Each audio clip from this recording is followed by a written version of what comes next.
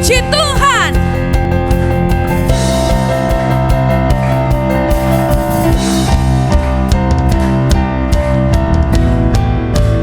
Terima kasih Tuhan Yesus. Mari semua jemaat Tuhan. Tak terbayang kebesaran-Mu dan tak terbanding kekuatan-Mu Tuhan. Kau megah bagiku.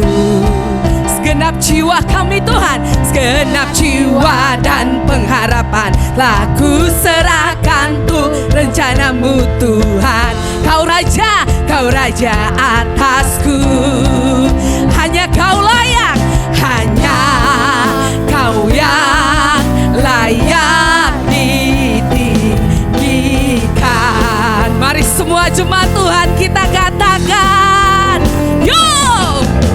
Ajaib Kau Tuhan, agung dan perkasa. Kau sumber kemenanganku, layak berkuasa, memerintah selamanya.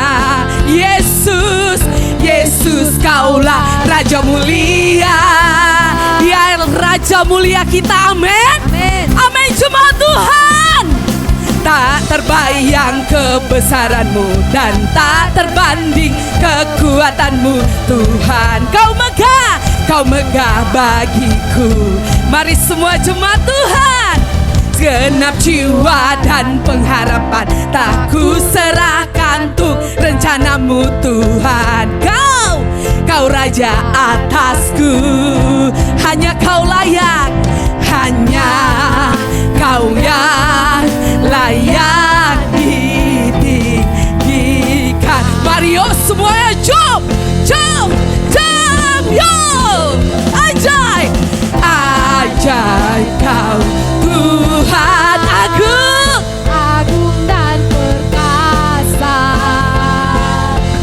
Kau sumber kemenanganku, layak berkuasa, memerintah selamanya. Yesus Kaulah Raja. Ajaib Kau Tuhan, agung dan perkasa. Kau sumber kemenanganku, layak berkuasa, memerintah selamanya. Yesus Kaulah Raja mulia. Kau Raja mulia, Raja mulia. Kau Raja mulia kami Tuhan, Raja mulia. Beri sorak-sorai bagi Dia. Siapa di sini yang percaya kalau Yesus Raja mulia? Amin. Amin. Haleluya. Masih siap untuk memuji Tuhan? Amin. Masih siap untuk memuji Tuhan? Amin. Kita mau puji Tuhan sama-sama dengan sorak-sorai. Haleluya. Ya. Haleluya. Terima kasih Tuhan.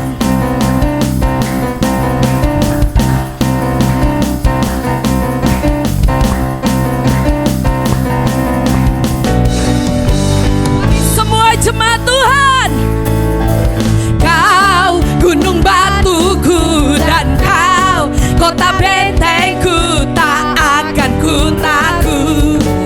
Kau menjamin hidupku, Kau keselamatanku dan Kau yang membelaku, tak akan ku takut. Kuasa-Mu di dalamku, walau badai menerpa di dalam hidupku ini. Sama-sama yuk. Namun tangan-Mu Tuhan mengangkatku tinggi. Kau Tuhan MDC tebing tinggi, Pernah tinggalkan dahulu, sekarang, selamanya. Janji-Mu tak berubah. Kau Alfa dan Omega, awal dan akhir. Semesta alam memuja Engkau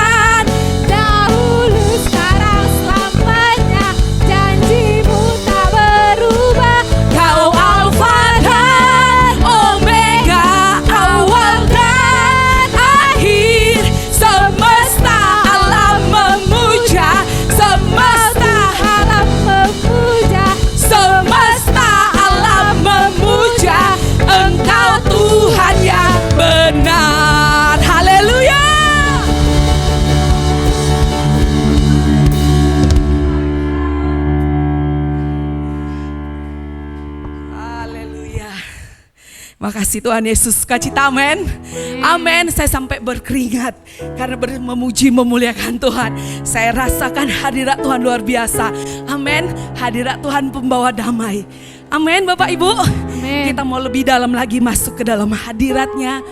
Kita mau menyembah Dia. Kita mau tinggikan Allah di atas segala Allah, Raja di atas segala Raja, Tuhan kita Yesus Kristus. Haleluya. Yuk.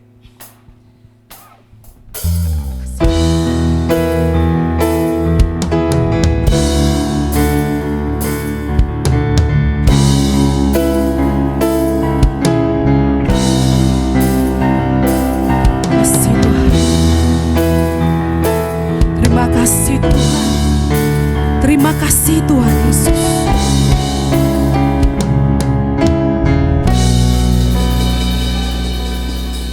Ku bersyukur padamu Tuhan atas kasih-Mu dan bermazmur bagi nama-Mu yang kudus. Sebab Engkau kebenaran kami Tuhan. Sebab Engkau kebenaranku, padamu ku percaya. Betapa mulianya Tuhanku, ku rindu menyatakan, tinggikan diri-Mu, mengatasi langit. Kebesaran-Mu Tuhan mengatasi bumi, mengatasi bumi. Tinggikan diri-Mu, amin, mengatasi langit. Kemuliaan-Mu Tuhan mengatasi bumi, mengatasi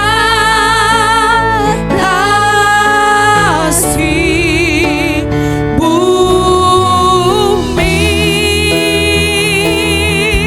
Kami bersyukur padamu Tuhan, Kau yang ajaib.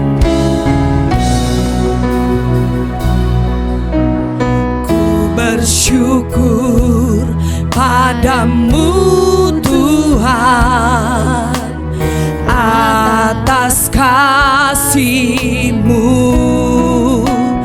dan bermazmur bagi nama-Mu yang kudus. Saya undang semua jemaat Tuhan untuk bangkit berdiri. Sebab Engkau kebenaranku,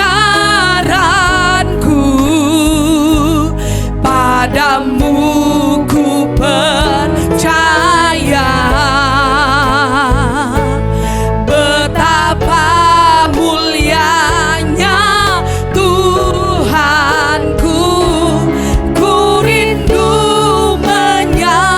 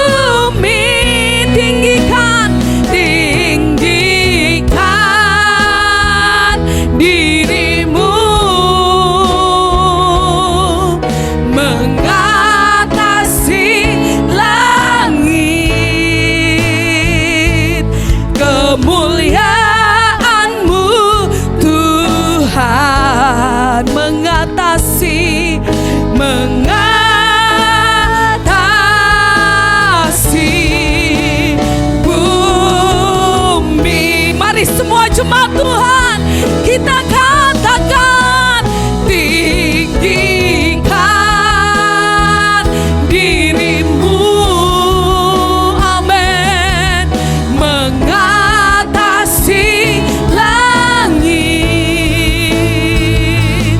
Kemuliaan-Mu Tuhan mengatasi bumi, mengatasi bumi. Tinggikan dirimu, mengatasi langit. Kemuliaan-Mu Tuhan, kebesaran-Mu Tuhan, kebesaran-Mu Tuhan, keagungan-Mu, keagungan-Mu Tuhan, mengatasi bumi. Haleluya. Mari kita sembah Dia, jemaat Tuhan yang terkasih. Kita mau mengucap syukur buat kebaikan dan kemurahan-Nya. Kami berterima kasih Tuhan, sebab Tuhan baik, Kau sangat baik bagi kami semua ya Tuhan. Kami tinggikan Engkau. Haleluya.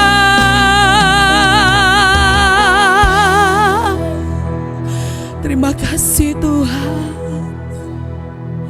Kau Allah yang besar, ajaib dan mulia. Kau Yesus yang selalu membuatku terpesona. Segala pujian bagi-Mu ya Tuhan. Hanya Kau yang layak ku agungkan. Kau Allah yang besar, ajaib dan mulia. Mari semua jemaat Tuhan, Kau Yesus yang selalu membuatku terpesona. Segala pujian bagi-Mu ya Tuhan. Hanya Kau yang layak ku agungkan. Kau Allah yang besar, Kau Allah yang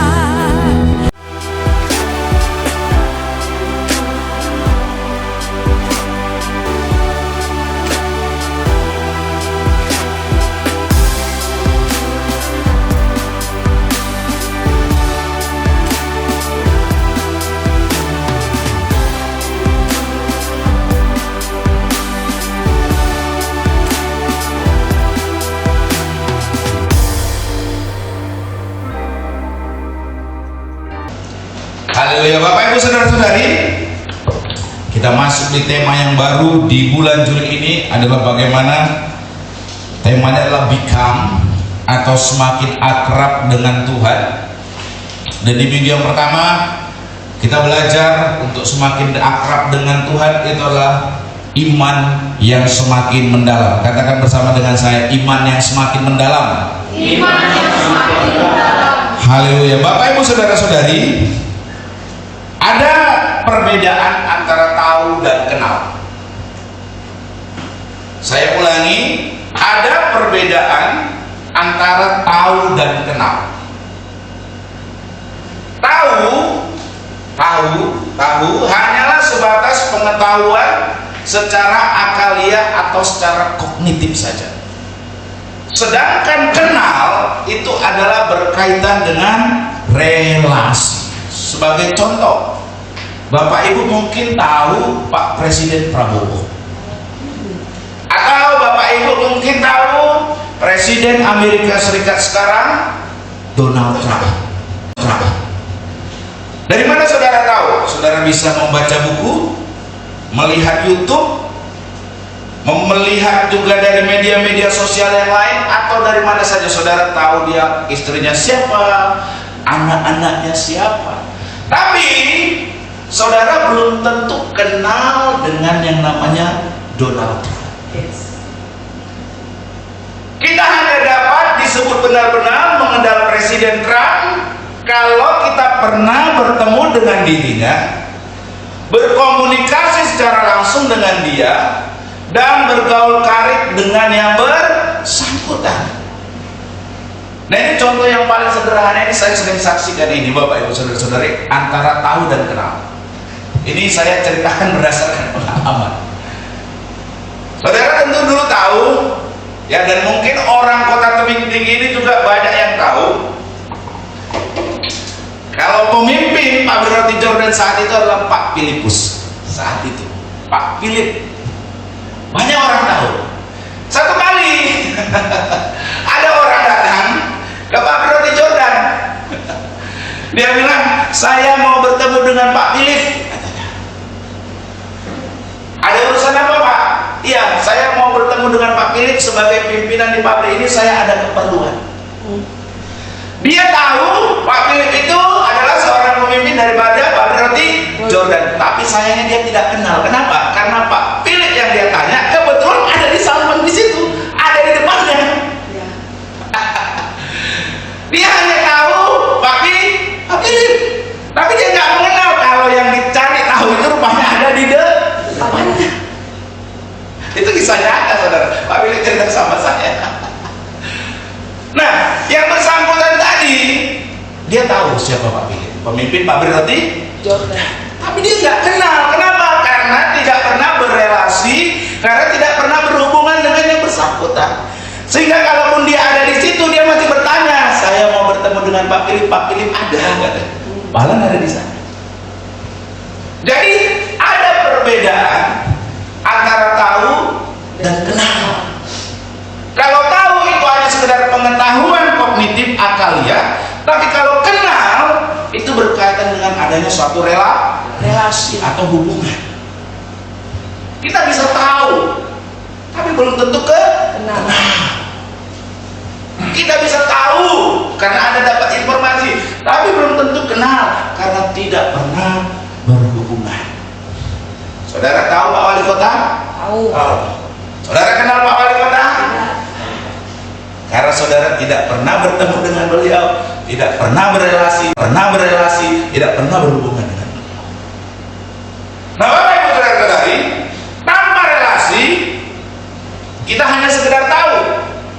Tanpa relasi, pengetahuan kita hanya sekedar kognitif, alias hanya sekedar diakaliah saja. Hal yang sama juga mengenai kedekatan dengan Tuhan. Jangan sampai kedekatan dengan Yesus itu hanya sebatas pengetahuan. Tahu ya Tuhan Yesus? Tahu. Dari mana? Dari cerita pendeta. Dari mana? Cerita lingkungan dekat rumah saya. Dari mana? Dari Alkitab. Tapi pernah berrelasi dengan Yesus?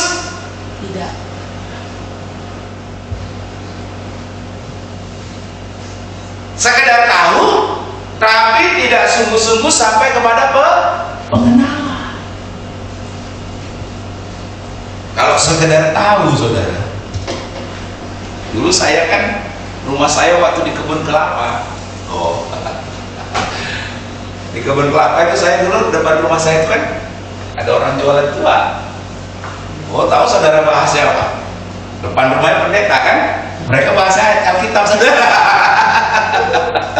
Lebih pintar lagi. Saya dengar, lebih pintar daripada cuma GKPB. Saya bilang sama Bu Estino. Mereka tahu.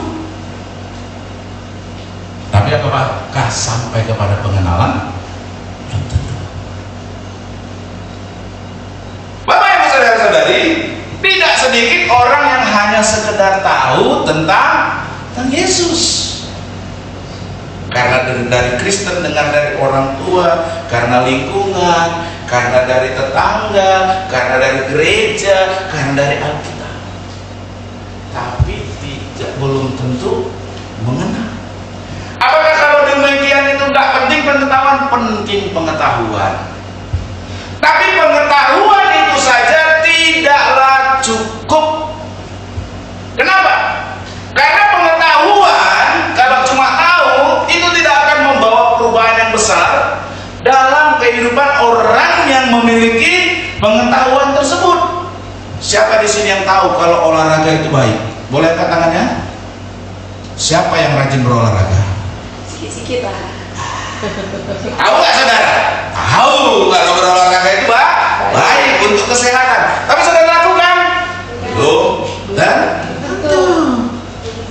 itu sebabnya pengetahuan saja, tahu pun itu tidak akan bisa membawa perubahan besar dalam kehidupan orang yang memiliki pengetahuan tersebut.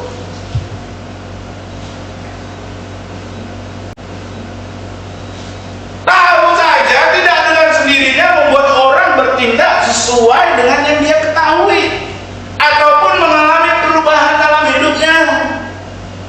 Dokter seringkali menganjurkan kepada pasien, Pak, kalau mau sehat makannya ini itu. Ya. Pak, kalau mau sehat rajin berolahraga. Tentu semua dokter menganjurkan, memberikan saran seperti itu, betul? Benar. Pertanyaannya, berapa banyak dokter yang berolahraga? Berapa banyak dokter yang menjaga nasihat, menjaga pola makan sesuai dengan nasihatnya? Karena pengetahuan saja tidaklah cukup. Kita perlu, kalau dalam hal ini, dalam kita kehidupan dengan Tuhan, kita nggak cukup hanya tahu saja. Kita perlu kenal siapa Tuhan itu. Karena pengenalan akan Tuhan itu yang akan membuat kita, Bapak Ibu, mengalami perubahan dalam hidup kita. Pengenalan kita akan Tuhan ini akan membuat kita itu tidak berputus asa bahkan di masa-masa yang sukar. Amin. Itu sebabnya ya, di masa seperti hari-hari ini, yaitu di masa yang sukar, pengenalan akan Tuhan itu sangatlah diperlukan. Itu sebabnya dalam Daniel pasal 11 ayat 32 dikatakan begini, tetapi umat yang mengenal Allahnya akan tetap kuat dan bertindak. Ayo kita baca ayat ini ya, Daniel 11 ayat 32, 1, 2, 3 ya. Tetapi umat yang mengenal Allahnya akan tetap kuat dan bertindak. Di ayat ini tidak dikatakan tetapi umat yang tahu mengetahui Allahnya akan tetap kuat dan bertindak. Enggak, kalimatnya enggak begitu.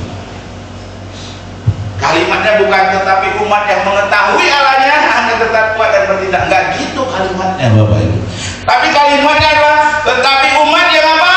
Mengenal Allahnya. Ada perbedaan antara tahu dan kenal. Kalau tahu itu hanya sekedar kognitif akaliah, tapi kenal itu berkaitan dengan relasi atau hubungan. Kalau begitu umat yang punya hubungan yang akrab dengan Tuhan itu yang akan tetap kuat. Amin. Yang tetap akan bertindak. Oleh karena itu Bapak Ibu Saudara-saudari, penting sekali untuk kita memiliki pengenalan yang benar tentang Tuhan. Apalagi di masa-masa yang sekarang ini. Untuk itu saya mengajak kita merenungkan firman Tuhan Dari Efesus pasalnya yang ketiga ayat 14 sampai dengan ayatnya yang ke-17 ya. 17 ya. Efesus pasal 3 ayat 14 sampai dengan ayat 17. Saya mau baca ayat yang ke-14, Bapak Ibu ayat 15. Begitu terus kita baca secara responsorial, secara bergantiannya sampai dengan ayat 17. Saya buat.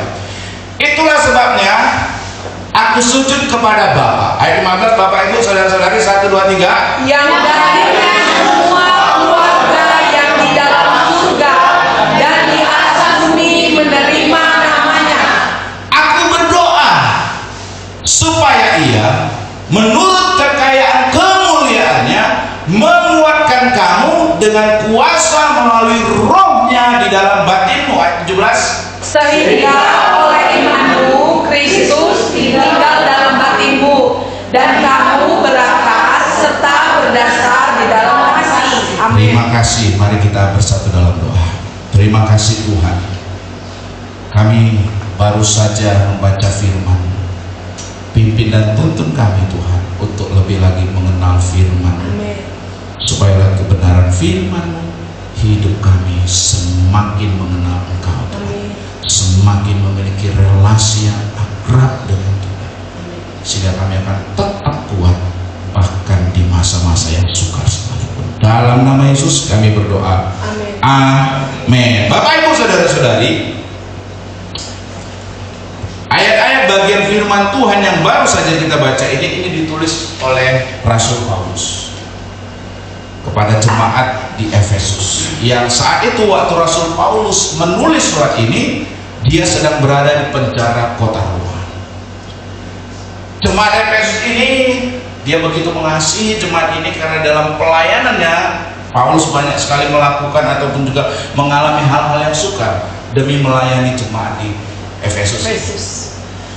Nah, yang indah dari kitab Efesus ini adalah bagaimana oleh karena kasih karunia Allah. Saya ulangi, yang indah dari kitab Efesus ini adalah bagaimana oleh karena kasih karunia Allah, umatnya itu yaitu orang-orang yang percaya itu ditebus dan diperdamaikan dengan Allah melalui pengorbanan Kristus di kayu salib. Oleh karena pengorbanan Kristus di kayu salib itu sebabnya jemaat di Efesus diajak oleh Rasul Paulus untuk semakin akrab, semakin mengenal Tuhan. Relasi yang akrab itu digambarkan seperti relasi suami dan istri. Amin. Kalau keluarga yang baik, relasinya suami dan istri tentu baik. Begitulah digambarkan oleh Rasul Paulus bahwa relasi yang akrab itu seperti relasi suami dan istri dalam satu keluarga. Kristus dengan jemaatnya, dengan umatnya hidup dalam satu relasi yang sedemikian akrab. Nah, Bapak Ibu saudara-saudari, dari hal ini Bapak Ibu saudara-saudari, ya, kita belajar semakin mendalam iman kita kepada Kristus, maka juga akan semakin bertumbuh keakraban atau pengenalan kita kepada dirinya. Jadi kalau semakin kita bertambah imannya, maka kita akan semakin akrab dengan Tuhan. Semakin mendalam iman kita kepada Kristus, maka semakin kita bertumbuh dalam keakraban. Berarti iman itu merupakan satu kunci untuk kita bisa semakin akrab, memiliki relasi yang dekat dengan Tuhan. Pertumbuhan relasi dengan Kristus tersebut berjalan seiring dengan semakin mendalamnya iman kita kepadanya. Mengapa iman yang semakin mendalam tersebut akan membawa pertumbuhan relasi dengan Kristus?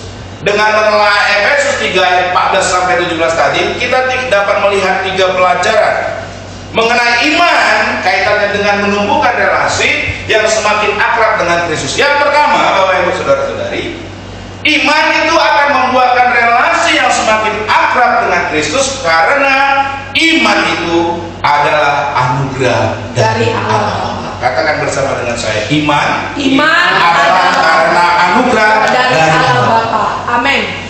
Bapak Bapak Ibu, saudara-saudari, kalau hari ini Bapak Ibu bisa beriman kepada Allah yang sejati, itu semua karena anugerah. Apa itu anugerah, Bapak Ibu? Ya, anugerah itu adalah kebaikan yang kita terima dari Allah, bukan karena usaha kita atau karena kita layak untuk menerimanya. Berulang kali saya katakan, kekristenan itu hidup berdasarkan anugerah. Sebab karena kasih karunia kamu diselamatkan oleh iman.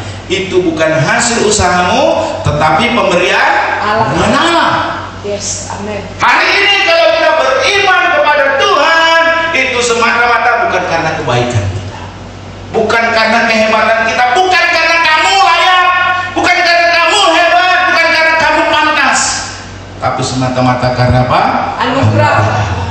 Itu sebabnya menjadi orang Kristen harus senantiasa sadar bahwa hidupnya hanya oleh karena anugerah, bukan karena kebaikan, bukan karena kehebatanmu, bukan karena kelayakan. Yes. Semata-mata karena anugerah. Dikatakan di ayat 14 tadi sampai dengan 15 dikatakan begini, itulah sebabnya aku sujud kepada Bapa yang dari semua keluarga yang di dalam surga dan di atas bumi menerima namanya.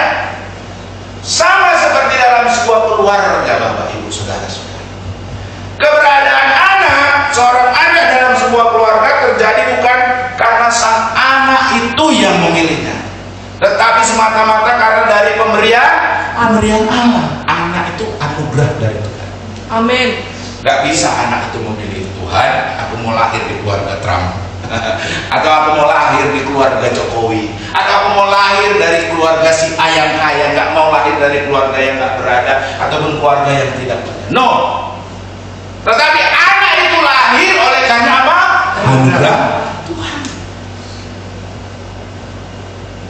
Anak tersebut hadir dalam satu keluarga itu karena anugerah. Nah, Bapak Ibu saudara-saudari, kita juga dapat beriman kepada Kristus bukanlah karena kita yang memilihnya, Bapak Ibu saudara-saudari, bukan pula karena usaha kita, tapi semata-mata karena apa? Anugerah dari Allah. Kalau kita sadari hari ini saya bisa beriman kepada Kristus karena anugerahnya, maka saya tidak akan menyia-nyiakan anugerah tersebut. Amin. Karena bukan karena kehebatan saya memperoleh iman tersebut, bukan karena kehebatan saya, bukan karena kelayakan saya, tapi semata-mata karena anugerah pemberian kebaikan Tuhan yang Dia berikan bagi saya.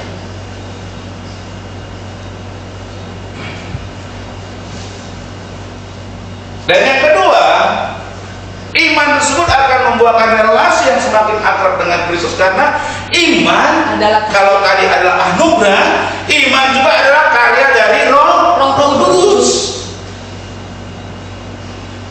Dikatakan di ayat 16, aku berdoa supaya Ia menurut kekayaan kemuliaannya menguatkan kamu dengan kuasa melalui Roh-Nya di dalam batinmu. Bapak Ibu saudara-saudari, pengenalan kita akan Tuhan, ya, iman kita kepada Tuhan itu diibaratkan seperti pertumbuhan sebuah pohon.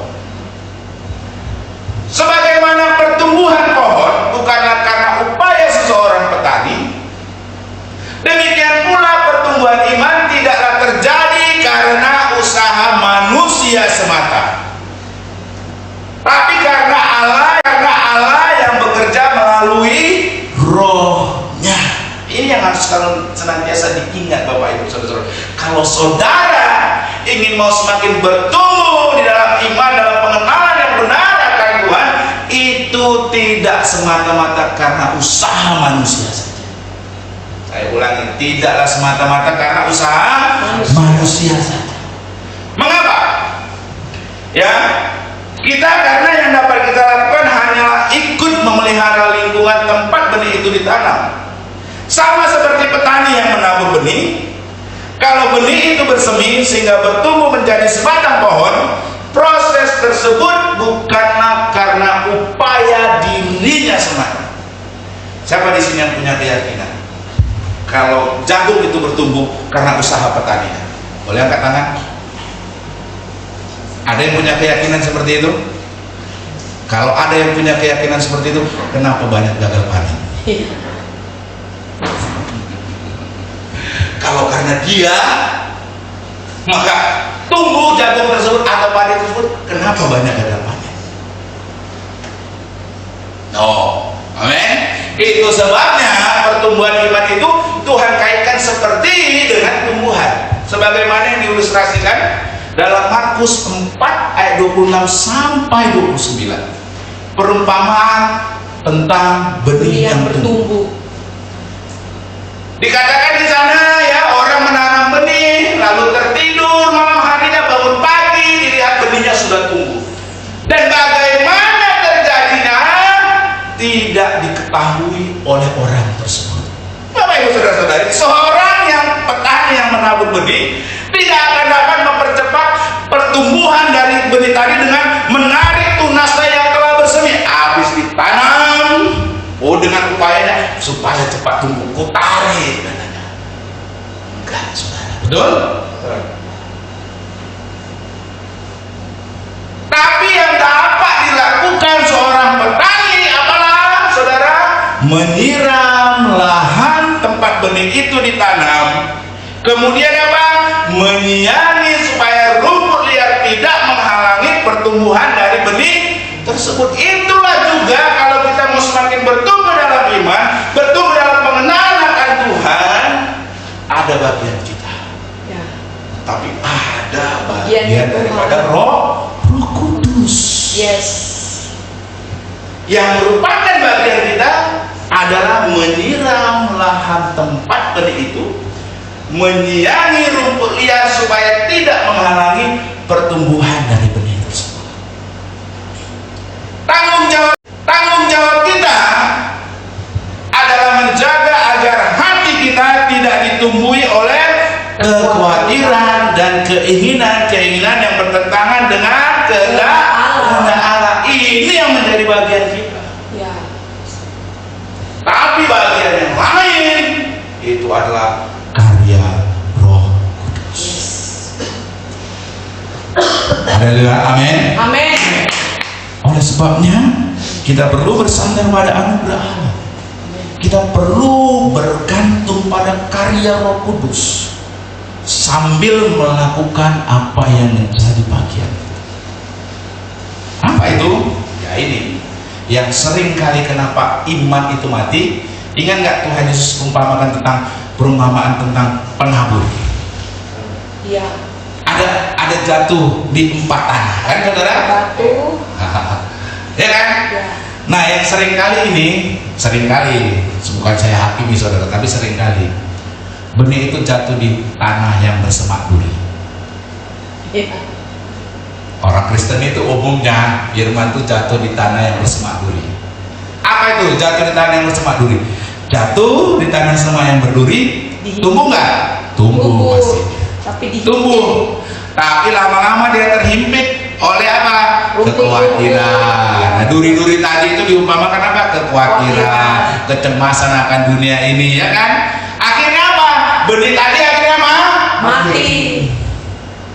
Itulah orang Kristen umumnya, semangat ya, percaya Tuhan ajar, Tuhan baik, Tuhan berkuasa. Tapi mulai ada masalah gini, khawatir, lama-lama benihnya Mati. Padahal tetap tugas tanggung jawab adalah menjaga agar kita tidak ditumbuhi oleh apa? Kekhawatiran dan keinginan yang bertentangan. Amin. Haleluya, amin. Amin. Dan yang ketiga, iman akan membuahkan relasi yang semakin akrab dengan Kristus karena ini, saudara. Ya, iman itu akan membuahkan relasi yang semakin akrab dengan Kristus karena iman membuka pintu bagi Kristus. Katakan kanan kiri saudara, iman membuka pintu bagi Kristus. Iman membuka pintu. Kuncinya iman, saudara, iman ini. Nah, ini menarik, saudara. Menarik sekali ini Bapak Ibu saudara-saudara. Amin. Dikatakan di ayat 17, sehingga oleh imanmu dikatakan apa? Kristus dikatakan apa? Kristus tinggal.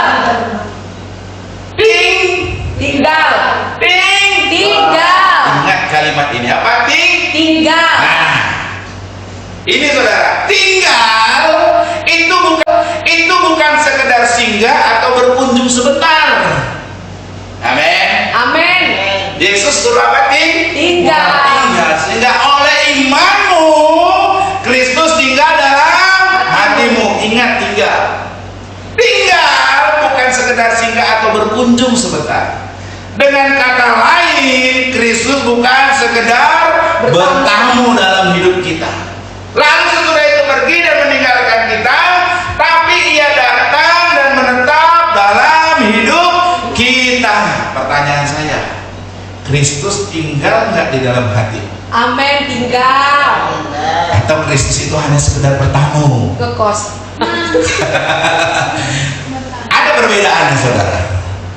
Seorang kurir kita terima hanya sampai di depan pintu, karena pada dasarnya kita tidak memiliki relasi yang akrab dengan kurir tersebut. Ada gitu ya, kalau kurir ngantar barang, oh iya bang, silakan bang, masuk bang, masuk ke rumah saya kasih minum, saya kasih makan, silakan bang. Ada? Tidak. Kenapa? Karena dia hanya sekedar mengantarkan barang. Karena saudara tidak memiliki relasi. Nah, sehingga dia hanya sekedar berdiri di depan, kan saudara? Datang antarkan paket, oke makasih bang. Oke. Bapak ibu saudara-saudari, begitu juga dengan seorang tamu. Seorang tamu kita terima harus sampai di ruang tamu. Kita tidak akan mempersilahkan sang tamu tadi untuk masuk jauh ke dalam rumah kita, karena ia hanya sekedar datang untuk bertamu. Seorang kurir, seorang tamu, relasi kita dengan mereka itu terbatas. Tapi Bapak Ibu saudara-saudari, berbeda dengan keluarga. Mereka adalah orang yang sungguh kita percayai, sehingga kita akan apa? Memberi akses kepada mereka untuk masuk ke seluruh bagian dari rumah kita. Kalau keluarga yang datang, entah Pak Foku, entah apa lagi, entah Bapak tua, muda, segala macamnya itu, saudara, kalau datang itu berbeda kita perlakukan. Kenapa? Karena kita percaya mereka, sehingga makin banyak pintu-pintu yang terbuka untuk mereka. Kita bisa persilahkan mereka masuk ke kamar, kita persilahkan mereka bisa datang ke dapur, betul? Tapi kalau itu seorang kurir atau seorang tamu, stop sampai halaman depan, stop sampai ruang tamu. Nah, Yesus di mana saudara? Sini. Keluarga yang saudara percayai, sehingga tinggal dalam hidup saudara, masuk berbagai macam pintu. Atau Yesus itu hanya seperti kurir, atau hanya seperti tamu saja? Tinggal. Kalau itu keluarga, itu berkaitan dengan relasi, kemudian relasi itu membentuk satu kepercayaan, maka orang tersebut boleh tinggal. Amin. Amin. Amin. Nah ini saudara-saudari, iman kita kepada Tuhan Yesus itu akan membuka pintu baginya untuk tinggal dalam hidup kita.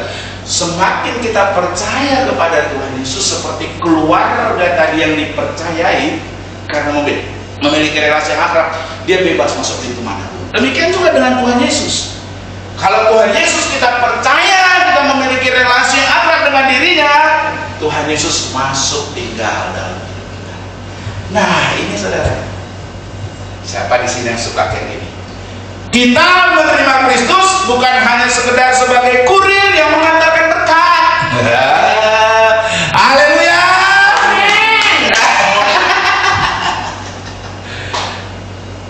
Tuhan Yesus jangan tinggal dalam sini. Banyak hal yang nggak boleh Tuhan Yesus masuk dalam sini. Tuhan Yesus hanya bisa sebagai kurir, ngantarkan berkat saja. Siapa yang biasa kayak gitu? Berarti Yesus tidak kau percayai. Amin. Yesus tidak kau percaya.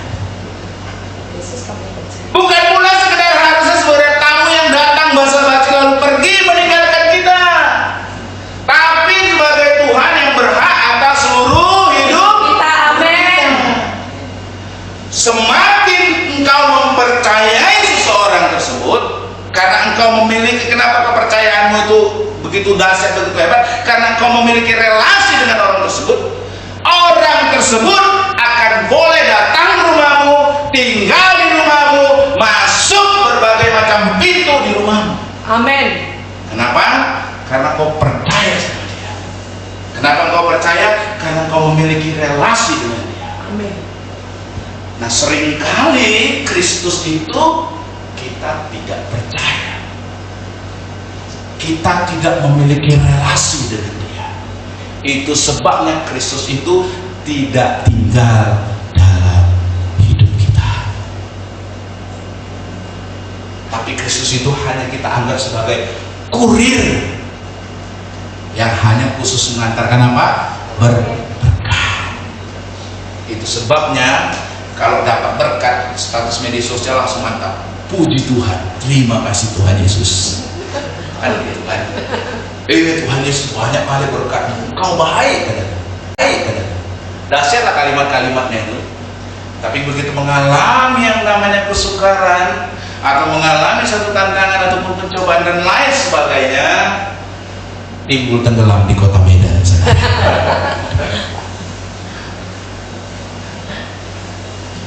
Kristus harus tinggal.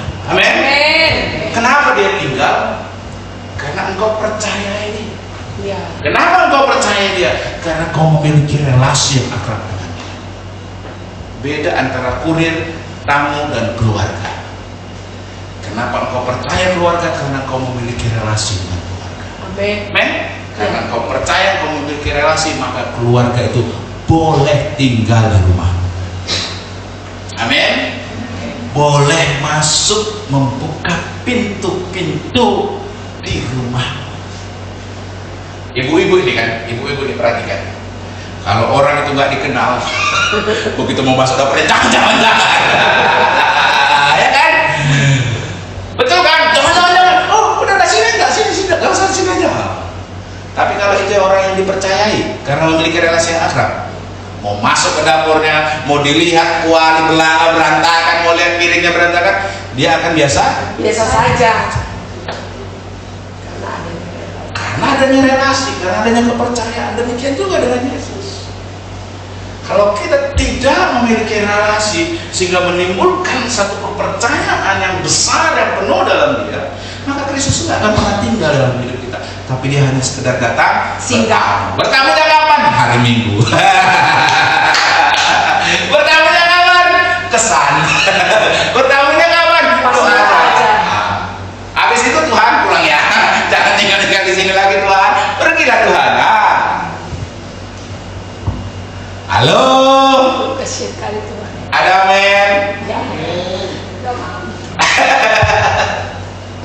Saudara, Kristus harus apa? Tinggal di dalam kita. Tinggal di dalam hatimu, sehingga oleh imanmu, oleh kepercayaanmu, oleh karena relasimu yang akrab dengan dia, Kristus tinggal di dalam hatimu. Iman yang demikian, iman yang seperti itu yang akan membuka pintu bagi Kristus tinggal. Bapak Ibu saudara-saudari, ya, ingatlah kalau kita dapat mengenal Kristus. Sekali lagi di awal tadi, karena kemurahan Tuhan Allah. Kalau kita dapat memiliki relasi akrab dengan Kristus, sehingga di segala keadaan, termasuk di masa yang sukar, kita tidak hidup dalam kekhawatiran, apalagi keputusasaan. Hal itu adalah karena anugerahnya.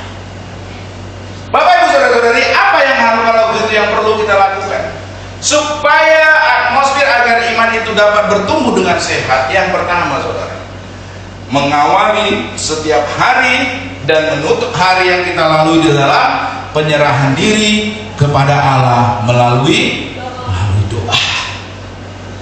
Nah, Bapak Ibu saudara-saudari, kebiasaan doa ini sangat penting, Bapak Ibu saudara-saudari. Siapa di sini yang mengawal setiap hari dan menutup hari di dalam penyerahan diri kepada Allah melalui doa? Boleh kan lambaikan tangan? Berarti betul lah, Kristusnya bertamu. Hanya hari Minggu. Tidak tinggal ya. Kenapa? Karena kita tidak membangun kebiasaan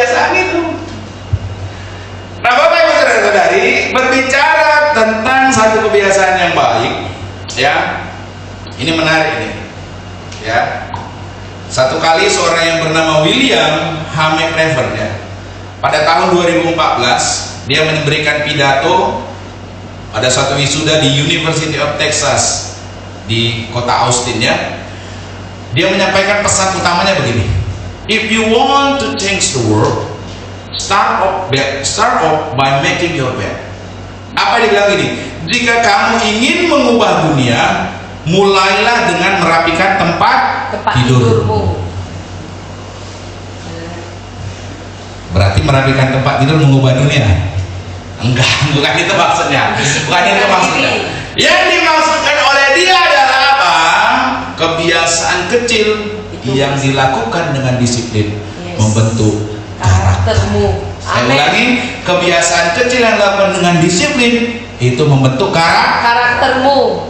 Kalau engkau membiasakan diri untuk terus berdoa, malam hari kamu terus membiasakan diri berdoa, maka itu akan membentuk karaktermu. Amin. Amin. Amin. Siapa di sini yang sepakat bahwa berdoa itu lebih berat daripada mencangkul di sawah? Gak sepakat. Gak sepakat. Siapa di sini yang sepakat bahwa berdoa itu lebih berat daripada menyapu rumah dan mengepel rumah? Gak sepakat. Loh, gak ada yang sepakat ya saudara. Siapa di sini yang sepakat bahwa mencuci dan menyetrika pakaian itu lebih mudah daripada berdoa? Gak sepakat. Loh, gak ada yang sepakat. Loh, gak ada yang sepakat saudara. Berarti berdoa itu sesuatu yang mudah atau susah? Mudah. Mudah atau susah? Mudah. Kalau begitu kenapa susah dilakukan? Karena saking mudahnya. Kalau berdoa itu sesuatu hal yang mudah, kenapa susah dilakukan, susah dikerjakan? Kenapa Anda melakukan pekerjaan-pekerjaan yang berat, Anda bisa? Kenapa melakukan sesuatu yang mudah, justru Anda susah untuk melakukan? Padahal kalau kita membiasakan diri seperti yang tadi dibilang, dengan berdoa pagi dan berdoa malam, artinya hidup kita benar-benar diawali dengan bergantung kepada Tuhan. Malam hari kita bersyukur kepada penyertaan Tuhan sepanjang hari. Amin. Itu akan membentuk karakter kita. Amin. Itulah yang akan membuat kita semakin percaya. Mudah nggak berdoa? Mudah. Amin. Amin. Kalau yang mudah harusnya tidak sulit untuk dikerjakan, betul? Benar. Amin. Amin. Amin. Amin. Mulailah disiplin berdoa. Itu yang akan membentuk karakter. Ya. Bangun pagi jangan langsung. Si Esther senyum sama saya, ya kan? Bangun pagi langsung apa? Iya. Masih mending kalau ini diambil ibadah harian gitu kan, IA, audio gitu. Ini diambil apa? Balas WA, Messenger, Instagram. Yang paling lebih lucu lagi TikTok sampai ketawa-ketawa. Aduh. Ayo dong. Amin. Amin. Amin. Kalau kita percaya sama Tuhan, kita memiliki relasi yang akrab dengan Tuhan, kita akan senantiasa suka tinggal di dalam Tuhan, dan Tuhan kita izinkan senantiasa tinggal dalam hati kita. Dengan apa? Berdoa. Itulah wujudnya Bapak Ibu Saudara-saudari. Amin. Amin. Itu juga akan mengubah hidup kita. Amin. Itu juga akan mengubah karakter. Amin. Dan yang kedua, menyerahkan diri kepada tuntunan yang ia lakukan melalui apa? Firman-Nya. Bacalah Alkitab setiap hari dan taatilah firman Tuhan dalam kehidupan saudara sehari-hari. Saya ulangi, siapa di sini yang sepakat bahwa mencuci pakaian, mengepel rumah itu lebih sulit? Itu lebih mudah dibandingkan membaca Alkitab? Gak sepakat. Ya. Siapa di sini yang setuju kayak Pak Daniel tuh kerja mati-matian, kerja seharian itu lebih daripada membaca Alkitab satu pasal? Nggak sepakat. Loh, berarti gampang ya baca Alkitab kan? Gampang. Mudahnya baca Alkitab Bapak Ibu. Udah. Kenapa susah dilakukan? Malas. Tadi berdoa mudah, baca Alkitab mudahnya. Lebih susah lagi Bapak Paro yang harus berkeliling setiap hari mengendarai sepeda motor, harus ke sana sini menempuh perjalanan, bertemu dengan, lebih susah kan Pak Paro? Lebih susah mana daripada membaca firman Tuhan Pak Paro? Lebih susah kerja kan? Tapi kenapa yang susah bisa dikerjain, yang mudah kok nggak bisa kita kerjakan? Malas. Berarti Tuhan Yesus hanya sekedar kurir. Kalau mengantarkan berkat, puji Tuhan, haleluya. Kan gitu kan saudara, manis sekali kan, enak sekali kan. Puji Tuhan, haleluya, terima kasih Tuhan atas berkat-Mu. Wah, gitu kan. Tapi baca firman-Nya, doa, jangan Tuhan, kalau yang ini susah. Tapi enggak lah, di jemaat GKPBM di situ di sini semuanya. Amin. Amin. Untuk berdoa dan membaca firman. Amin. Mari Bapak Ibu bangun disiplin. Amin. Saya itu kadang-kadang saudara-saudari, saya terus memaksakan diri saya. Pokoknya mau jam berapapun sebelum saya menutup baca, saya wajib baca firman Tuhan. Saya wajib. Makanya kalau saudara lihat itu, saya kadang update status baca firman Tuhan 1:30, jam 1, 1:30. Pasti saudara. Kenapa saya memaksa diri saya? Wajib Baca Alkitab. itu akan membentuk karakter saudara. Sehingga bukan karena keadaan hari ini berubah, bukan karena mood A, B, C dan C akhirnya berubah, no. Tapi karena sudah menjadi apa? Karakter. Kebiasaan. Karena sudah menjadi karakter saudara. Ayo lakukan. Amin. Amin. Pak, kadang-kadang kan gini Pak, seringkali jemaat Pak, Pak sulit Pak berdoa, sulit Pak baca Alkitab, nggak ada waktu. Makan sehari berapa kali? 3 kali. 3 kali Pak. Ada waktu? Ada. Kenapa kalau makan saudara ada waktu? Kalau baca firman Tuhan nggak ada waktu. Harusnya saudara bilang juga nggak ada waktu untuk makan. Nah, baru deh sama-sama nggak ada waktu. Tapi kalau makan, mau di mana pun kondisinya wajib isi perut. Betul? Ya kan? Makanya itu saya suka bilang tuh dalam bercandaan saya bilang apa? Kalau masih ingat makan makanan jasmani, harusnya saudara ingat Makanan rohani. Amin. Kenapa? Karena sama-sama butuh. Jasmani saudara perlu makanan, rohani saudara juga perlu makanan. Kenapa yang saudara utamakan hanya selalu makanan jasmani, sementara saudara lupakan sangat penting juga makanan rohani. Makanya saya bilang tadi, kalau orang berkata, Pak saya sibuk nggak punya waktu kerja Pak, nggak ada waktu untuk berdoa, untuk baca firman Tuhan, untuk makan, kenapa saudara ada waktu? Kalau saudara punya waktu untuk makan dan minum, saudara punya waktu untuk berdoa dan baca firman Tuhan. Amin. Amin. Amin. Makan makanan jasmani, Amin. tapi juga makan makanan rohani. Nah, hati-hati saudara. Namanya yang makan, ini hati-hati saudara. Saudara sini siapa yang mau makannya sehari sekali? Ada. Kalau ada baguslah, cepat kaya kan. Iya lah, makan sehari sekali pengen cepat kaya saudara. Belum lagi lauknya cuma nasi sama tempe, kita cepat kaya kita saudara. Kayak kemarin ada viral itu kan, dia bisa mengumpulkan uang sampai ratusan juta itu, makannya sehari pakai garam, pakai picin gitu kan. Saudara-saudari, hati-hati dengan yang namanya makan ini. Kenapa? Kalau kebanyakan makan jadi kegemukan, kalau nggak makan jadi kurus. Tapi bagus kalau istimewa.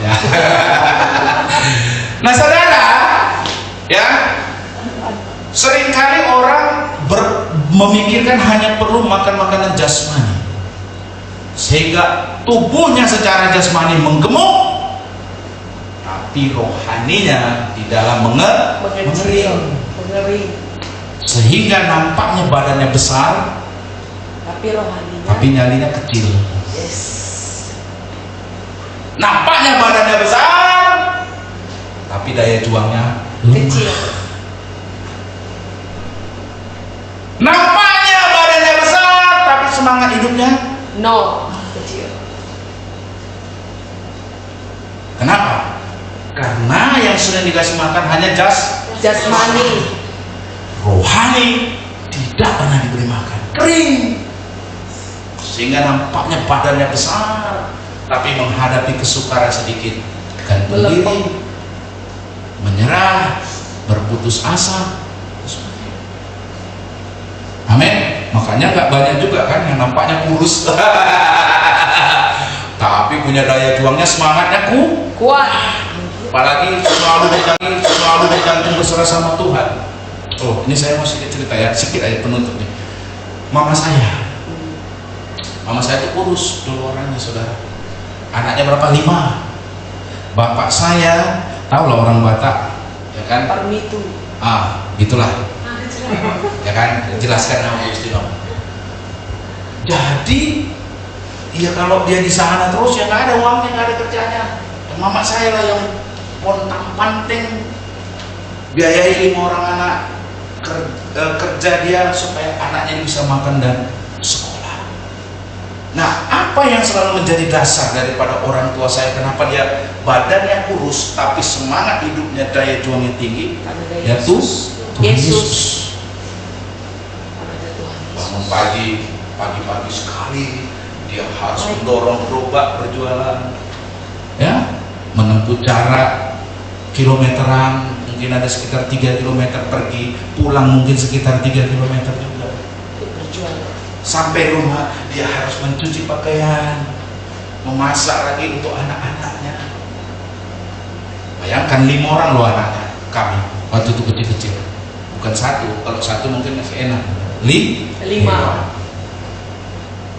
Tapi mama saya tidak kehilangan iman, tidak berputus asa. Aduh, udahlah suaminya itu terus ini pulang-pulang. Bapak saya belum lagi KDRT kan, kalau orang Batak mabuk kan, anggar aja, aduh, udah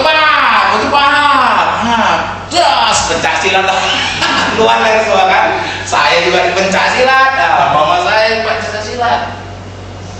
Udahlah badannya kecil, kurus, nggak terlalu kecil, lumayan lah kayak Bu Elgina orang tua saya ya, tapi lebih kurus, lebih tinggi sedikit, lebih kurus. Kalau lah dan menghadapi beban hidup harus mencari kebutuhan, terus juga diperlakukan dengan kayak begitu, nggak banyak orang bisa survive, saudara. Yes. Yang pertama cerai, yang kedua lari, betul kan saudara? Nggak banyak orang bisa survive dengan keadaan begitu. Tapi mama saya bisa survive, bisa bertahan bahkan puluhan tahun, bahkan sampai akhirnya bapak saya bisa bertobat. Amen. Kalau bukan karena Tuhan, Amen. karena kerohaniannya diisi, udah give up bapak saya, pasti menyerah. Nah itu saudara. Amin. Amen. Kasih makan rohani supaya engkau strong, kuat. Amin. Kenapa kamu kuat? Karena kamu mengenal siapa Allahmu. Mama saya itu ini dia, saya berulang kali kasih saksi. Setiap bapak saya kan pulang dari itunya itu, terus udah mulailah keluar kata-kata yang nggak bagus itu, ngosong samping udah lah kan, gempar lah itu kan, kalau beli rumahnya kan capek dia, ya kan? Habis apa? Dia tidur. Apa yang dilakukan mama saya? Mendoakan. Dia pegang kepalanya. Tuhan Yesus, aku berdoa memohon anugerah, jamah pulihkan, ubahlah suami saya. Satu hari terjadi perubahan? Tidak. 12 tahun. Oh, berapa tahun dari sini? 12 tahun. 12 tahun didoakan. Mendoakan Baru terjadi perubahan. Jadi jangan baru 1 tahun, 2 tahun, 3 tahun doain suamimu langsung nyerah. Amin. Amen. Doakan Terus menerus. Amin. Kenapa? Karena doa yang terus dengan iman kepada Tuhan, percaya kepada Tuhan, pengampunan. Sebenarnya kalau mama saya mau sakit hati kali gitu kan. Udahlah dia yang cari makan, ya kan?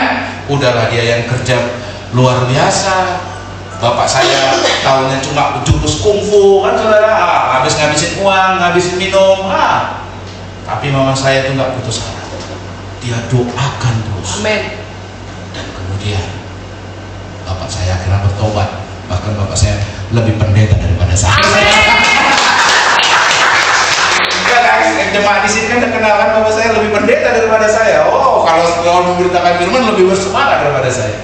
Itu saudara, itu semua kalau pada waktu itu diulang, mama saya menyerah, maka nggak akan ada saya yang berada di hadapan saudara sekarang menyampaikan firman, maka nggak akan ada pertobatan dari bapak saya, nggak akan ada yang semua anak-anaknya akhirnya bisa menjadi orang-orang yang dalam tanda pengertian berhasil.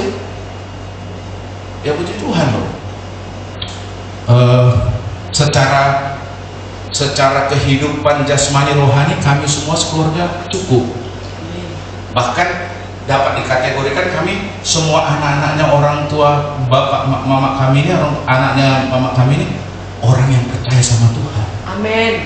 Abang saya tidak merokok, saya tidak merokok, adik saya tidak merokok. Tak ada satupun yang merokok. Yes. Padahal waktu itu bapak saya namanya Parmi itu mana bisa rokoknya satu saudara, ya kan? Berapa saudara? Slop. Setiap hari rokok satu slop gitu saudara. Sehari bisa 3 bungkus, 4 bungkus. Kalau kami hidup ngikuti dia, karena dia lama kan bertobatnya 12 tahun, harusnya apa saudara? Sudah gini semua kami kan? Kami semua nggak ada. Amin. Bahkan kami semua anak-anaknya melayani Tuhan. Walaupun nggak jadi pendeta semua, tapi melayani Tuhan. Abang saya full timer di gereja, melayani sebagai musik juga melayani firman. Adik saya melayani Tuhan, main drum, main musik. Begitu juga dengan kakak-kakak saya semuanya. Jadi bapak ibu saudara-saudari, itulah buah daripada orang tua saya, ibu saya yang hari itu memilih untuk tidak menyerah.